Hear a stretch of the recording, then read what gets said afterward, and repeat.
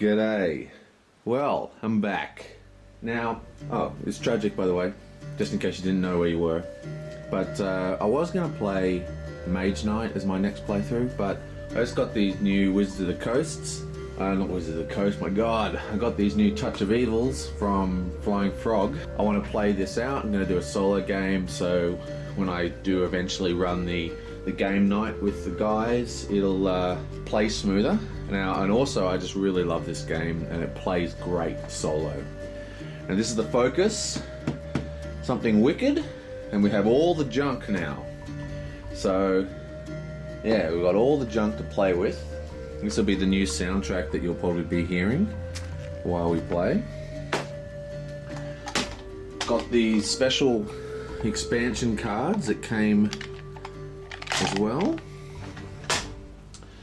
And yeah, so let's have a look at this. Okay, so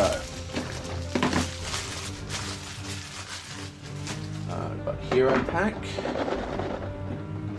Now the Hero Pack comes with more heroes, and it also comes with some monsters, like a one monster I think, and a bunch of extra location cards which we're going to use. Okay, so what have we got here? Heroes, heroes, heroes. And a monster. Necromancer. Sweet. To peruse those rules a bit later. And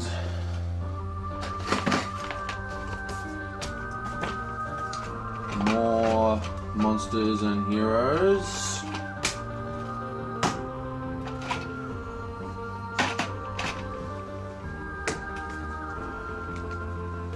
And who's the monster in this pack?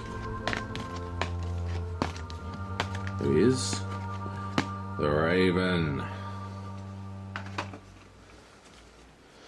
They're all my random heroes. And did I take the Necromancer out? No, I didn't. Here's the Necromancer. Let's take him out.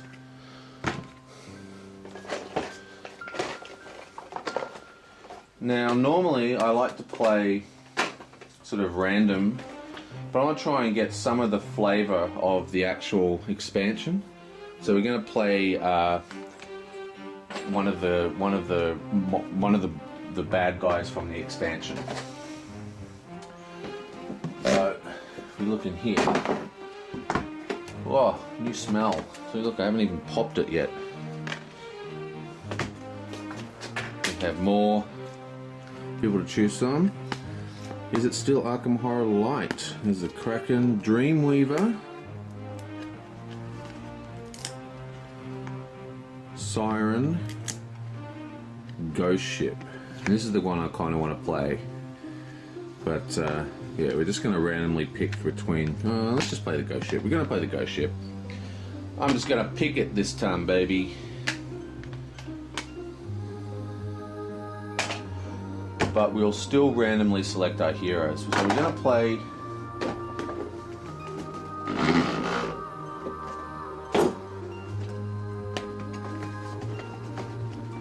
wow, it's going to take a long time to set up. There we are, more monsters, more monsters. Okay, what do we got here? Banshee, Gargoyle.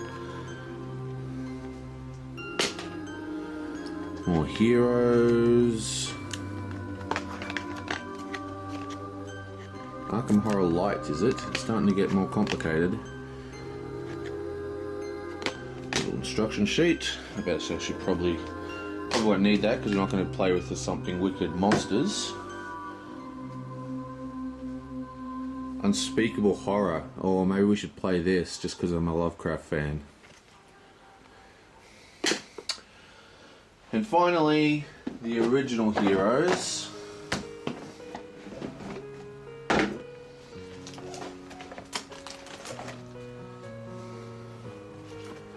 Now we're going to take out the ones we used last time. So we're taking out Anne, we're taking out Isabella, and we're taking out Inspector Cook. And we're taking out the crow, and we're taking out these 3 monsters, the 4 monsters, because we're going to play with, we've already decided we're going to play with the ghost. So we're just going to add the last remaining heroes.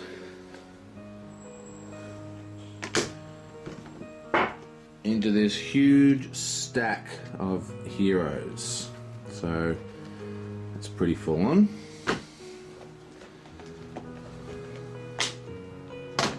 So, and we have 1. I'm going to play with 4 this time, make it a slightly longer game. I think I've got a better idea of how it plays, so I'm not going to make as many mistakes. Because we're going to have 3 boards, I also think it's going to be best to have more characters just so we have a little more moving around. So who have we got here? We have Jack Fellows, privateer, and I don't know where he comes from, but Blackfar's privateer. Jack, Carl the soldier,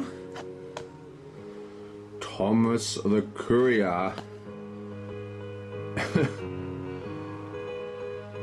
Abigail Stern, student of the occult. Okay, so there's our heroes. And of course we are going to be playing versus somewhere here. I put him aside, didn't I? There he is. Boom. Playing versus the ghost ship. Awesome. Okay, so give me a sec to try and get some organisation going on here. Okay, so here it is. Wow, that's a lot of setup. Okay, so basically what we got here, we've got 3 boards. This is Shadowbrook, this is Echo Lake, and here we have the coast. Now, we're trying to theme this game in the coast because it's the latest expansion. That is why we are using the ghost ship. Ooh, look at that guy. Now, let's have a quick look and a quick rundown. Here we have Shadowbrook, which you should know, this is the original game. And we have the abandoned keep, the windmill, the manor, and the old wood. Plus we have the town, and we have a whole bunch of town elders. And here's all their related cards. Now, the rules state that you can have 1 item from any location and 3 items from the town. But of course now there's a lot more locations, so this actually does make it easier for the heroes, because they can carry more stuff. So that's a bit weird, but that is the way it works apparently. So we don't need to go into that because we've seen that in detail. So let's have a look at Echo Lake. Okay, so here we have Echo Lake. You come through the crossroads and then you head to the coast in that way. Interesting to note that the coast was written on this board. Now I don't know whether this is a reprint of this board or not, but definitely planned ahead. Okay, so this is kind of an interesting place. There's a couple of locations here. We have the Forgotten Island, and as you can see, you've got these 2 docks, okay, and you can only get to the island from these docks. So these little dotted lines, that's like the movement path. So to get, you've got to leave the dock to get to the island, or go to the dock. It's 2 moves to go to the island, 3 moves to jump between the 2 docks. Now the Forgotten Island is all about combat. It's all about, you know, weird stuff goes on there. It's supposed to be quite dangerous, and because it's an island, you can't escape. You have to roll a d6 to escape, and I can't remember the rule exactly off the top of my head. I'm going to have to do a lot of manual searching, because the rules are starting to stack up, and I am learning 2 expansion rules in 1 turn. So hopefully I'm not going to be full of mistakes. Then we have the inn. Now the inn's a very, very cool place. It has an encounter deck, but it also has a board ability. And what I mean is it's actually got some text on the board here. And this says, before drawing your card, you can take 2 investigations or heal 1 wound.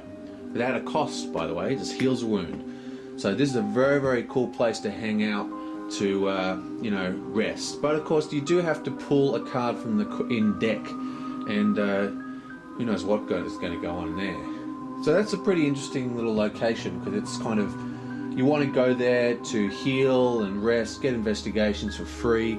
It's a very good place to go, but it obviously will have its drawbacks. And probably the most interesting place here is the Monastery. Now the Monastery, again, is it's another corner location, so it has its own deck, but it also has its own town items kind of pile. Now these are face-up items. They're just like the town items that you can buy after you've had your encounter at the monastery. Now there's some other interesting stuff going on this board. This board introduces the Order of the Crimson Hand, I think it's called. Yeah, there, Order of the Crimson Hand, which is like a cult. And I'm not quite sure how that interacts with the player.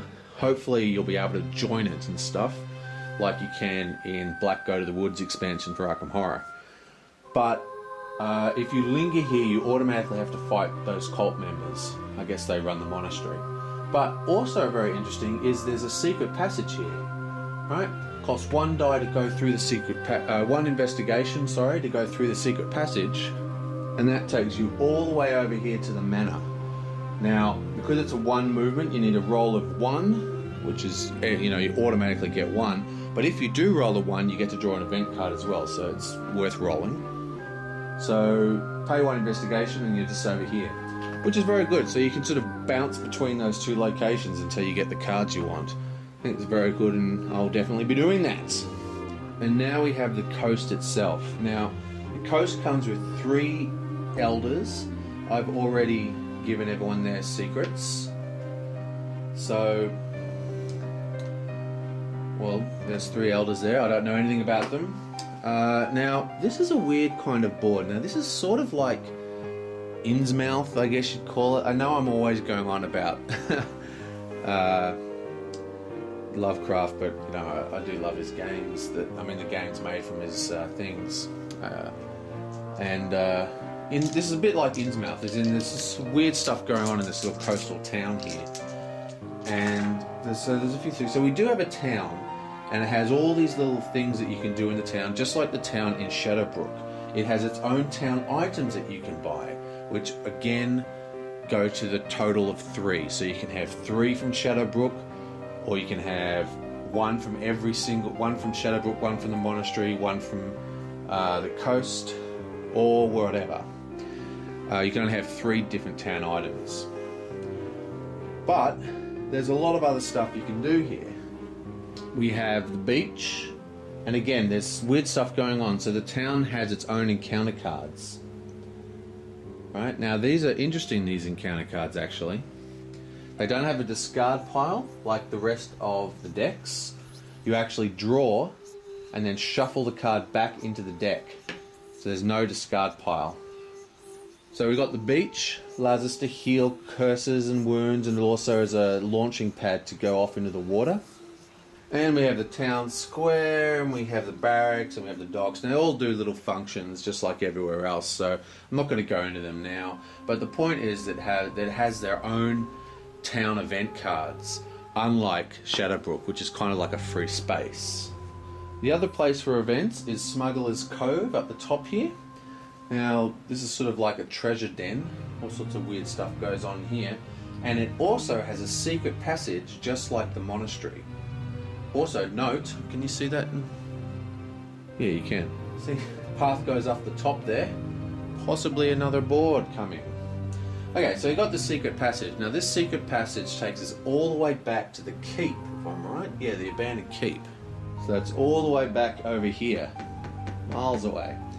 But again, die 1 is all you need to do it, plus the investigation marker, zip back and forth, awesome. And then we have the lighthouse, another location where you can pick up cards and items and spooky stuff goes on. But that's not all we've got going on in the coast. The coast is a very cool themed expansion, which is why I was really keen to play it with a monster from the expansion. Because there is also the ghost ship. Now, again, I'm not 100% sure how this works, I will find out soon, but the ghost ship actually sails into town, you know, woo, comes around, who knows where it lands, and it becomes a location in itself. And all sorts of weird stuff happens when this ghost ship's in town, so I'm very keen to see that in action. And now let's have a look at our monster, the ghost ship. It comes in with star combat icons. What the hell does that mean? I don't know. I guess it's some kind of wild card that's based on another situation in the game. I'll find out. And he has 12 wounds. So what else has he got going for him? Special rules. Fog, shrouded waters. Anytime a hero would fight the ghost ship outside of a showdown, they must instead fight the ghost captain. During a showdown, the ghost ship has combat equal to the ghost captain's fight dice, using his Where's My Gold ability. Okay, so I'm not quite sure what that means. I'll get back to that in a sec. Advanced abilities, Cursed Gold. Lair cards for the ghost ship always cost 3 investigation regardless of the current shadow track stage. Rather than starting a showdown, each lair card leads to a piece of cursed gold from the pirate's treasure. While at the location listed on the lair card, a hero may pay the cost listed as an action to collect a cursed gold marker. Discard the lair. For every piece of cursed gold the hero has, they gain +1 fight dice against the ghost ship. Okay, so that's quite interesting. So we can call out... Okay, so this is interesting. So instead of actually starting a show... I'm not quite sure how you start a showdown now, but instead of starting a showdown, you actually draw a lair card and it places a piece of gold on the table, and that gold needs to be picked up, and it gives us +1 fight dice. And I believe, we'll get to it in a sec, but I believe that the ghost captain is more powerful if you have less gold. Lost at Sea. A hero must have at least 1 piece of cursed gold to start a showdown with the ghost ship. A showdown may only be started at the Icy Waters space, and the cost to start the showdown is the lair cost of the current Shadow Track stage. Okay, so that's pretty cool. So that answers that question about how to actually start a showdown. Ship of the Dead. Anytime the lost ship would appear, that's that circular thing I showed you, instead trigger the Barrage event on the ghost ship minion chart. Instead. Oh, we don't get to see the ghost ship. Damn it. Oh well.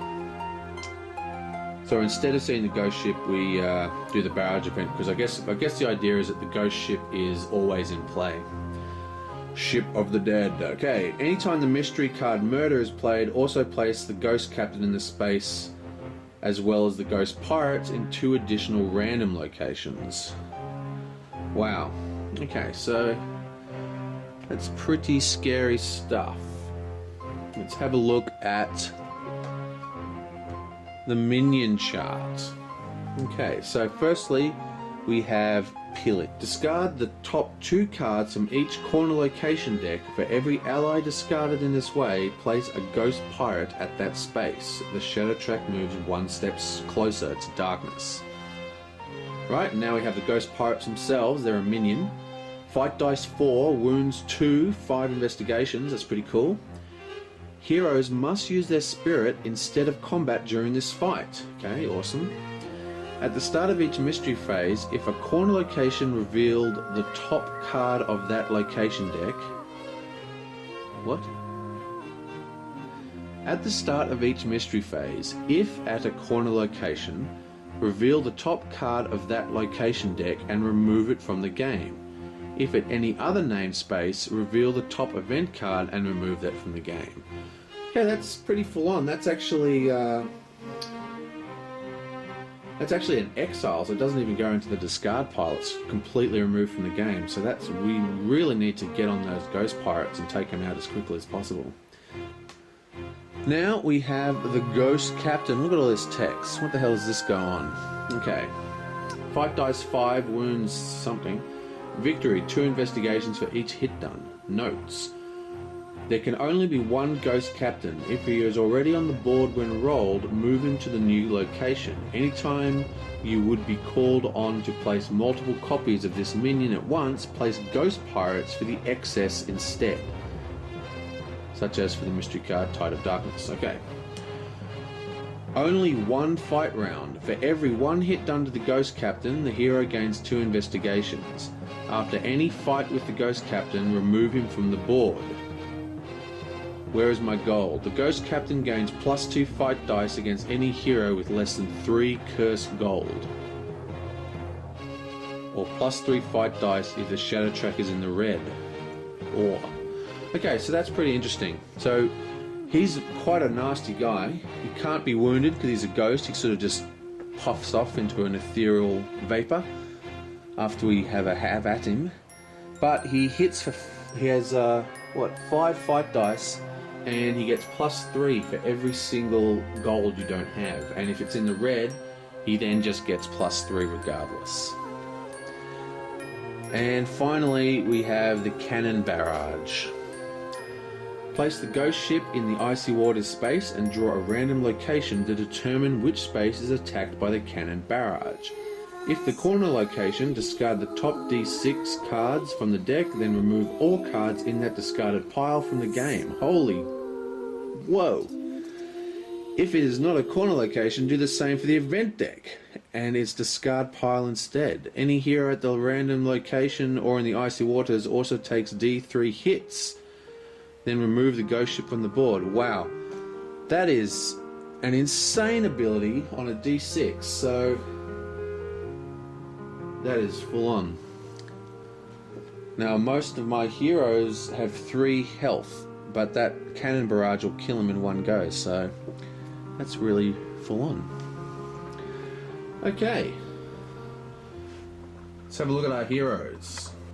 We start with Jack, Fellows Privateer. Remember, we're looking at cunning, I think it was. What was it? Spirit. We want spirit to fight the skeletons. His spirit is 3, his cunning is 3, his combat is 3, and his honor is 4. He is a beast. He has 3 health, and he has duelist ability, which means once per fight round he may re-roll all of his missed to hit rolls. Missed to hit rolls. What the hell does that mean? Okay, so what that's pretty badly worded, but what I think that is saying is that you just roll. So say I rolled 3 dice.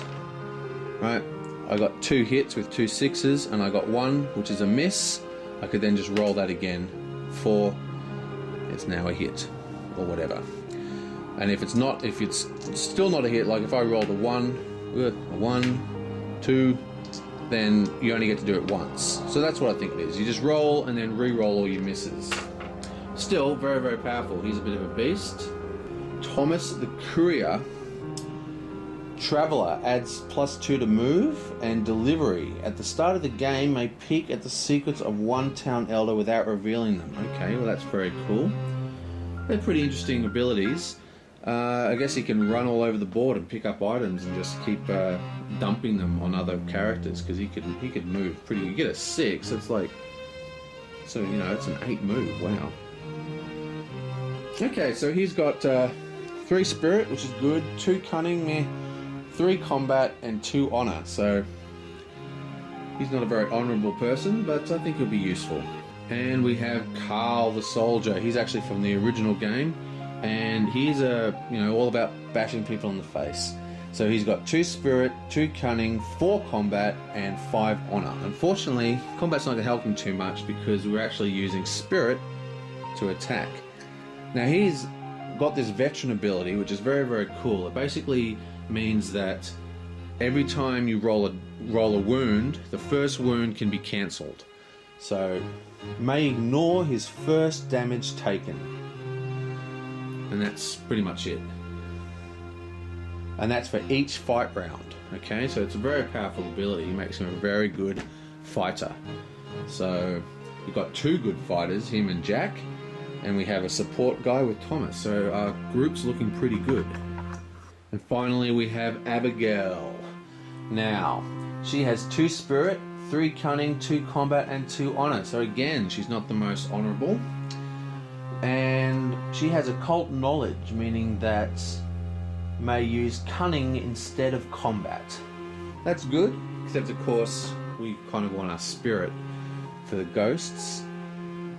And she's a student, which means she gets +1 cunning for every book she has, and gains 1 extra health for every occult item she has. Well, that's pretty cool. So, I mean, she looks like she can buff herself pretty well, you know, like she might become really powerful as the game comes on. But I think we've got a pretty decent hero pool here. We have 2 big hitters. We have a support guy who's going to run around and pick us up stuff. And we have this chick here. I'm not quite sure what her role's going to be, but she does have the ability to buff herself pretty massively. So all we've got to do now is work out who gets to roll. So we'll just do a roll. We're going to roll 4 dice. So roll, okay, so we're going to roll 4 dice. We'll roll for Jack. He gets a 3. We're going to roll for Thomas. He gets a 4. Roll for the soldier. Ooh, he gets a 6. And we'll roll for Abigail. She gets a 1. Okay. Well, he gets the first player token, and we are ready to start our game. So, all I need to do now is find their appropriate little figurines and stick them in the town hall. Okay, so that's it. That's the setup. Fighting the ghost ship. There's our heroes. This is the town boards, and that is a touch of evil.